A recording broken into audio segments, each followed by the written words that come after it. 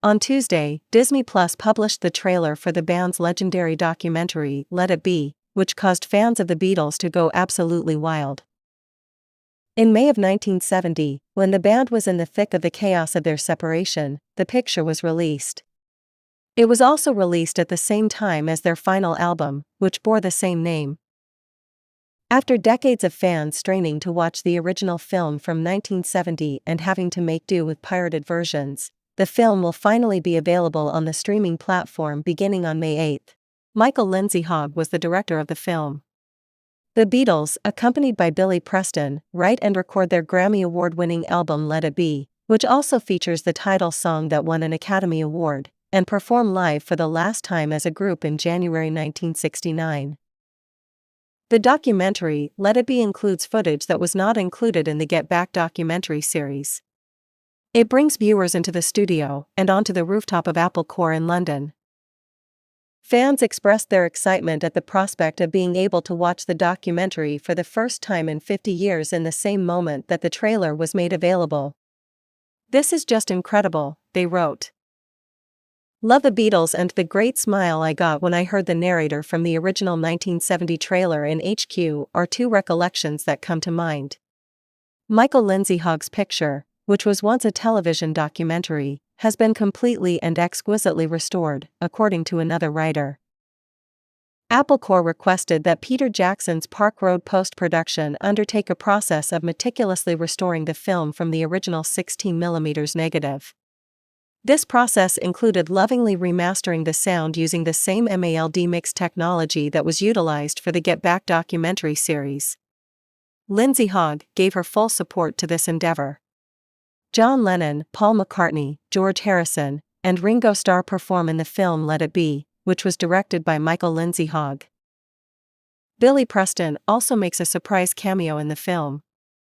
Also included in the movie is previously unreleased material that has been discovered since the premiere of Peter Jackson's documentary series The Beatles, Get Back, which won many Emmy Awards and was also available on Disney Plus 3 years ago. Fans will be able to witness the joy and happiness that the band experienced when they went to Apple Corps on Savile Row for rehearsals, and the iconic rooftop concert that became their final performance as a group, according to Lindsay Hogg, who claims that the timing of the film's initial release very much darkened the perception of the film. According to his explanation, Let It Be was on the verge of being released in October or November of 1969, but it wasn't released until April of 1970. The Beatles officially disbanded 1 month before to the movie's premiere, so, with a sense of melancholy in their hearts, the folks went to see Let It Be, thinking to themselves, "I'll never see the Beatles together again." The audience's perspective of the movie was significantly altered as a result of the statement, "I will never have that joy again." But in reality, there is a great deal of joy and happiness and creation going on, and Let It Be is essentially a happy and up movie. "This is especially true when you get to the roof and you see the exchange and the way that they look at each other," the director told the audience. "I was completely blown away by what Peter was able to accomplish with Get Back, making use of all the footage that I had shot 50 years earlier," I said. In order to dive into a meticulous restoration of the film from the original 16mm negative, Apple Corps commissioned Park Road post-production, which is owned by Jackson, to use the same technology that was utilized for the Get Back series. The following is an excerpt from Jackson's statement: "I am absolutely thrilled that Michael's movie has been restored and is finally being re-released after being unavailable for 20 years. Although I was extremely fortunate to have access to Michael's outtakes for Get Back, I have always believed that Let It Be is essential in order to finish the story of Get Back. We showed Michael and the Beatles filming a pioneering new documentary over the course of 3 parts, and Let It Be is that documentary. It is the movie that they released in 1970. After 50 years, I finally consider it to be a single epic story that has been finished.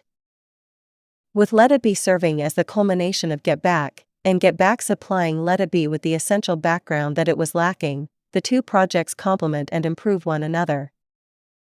I am grateful to Michael Lindsay Hogg for his unwavering assistance and graciousness during the production of Get Back.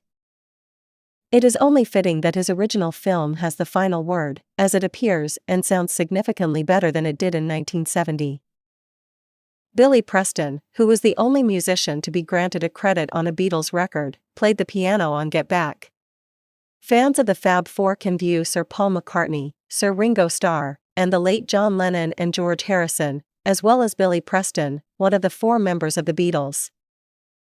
The Beatles also served as executive producers for the movie, and Neil Aspinall was the producer. Anthony B. Richmond was the director of photography for the movie.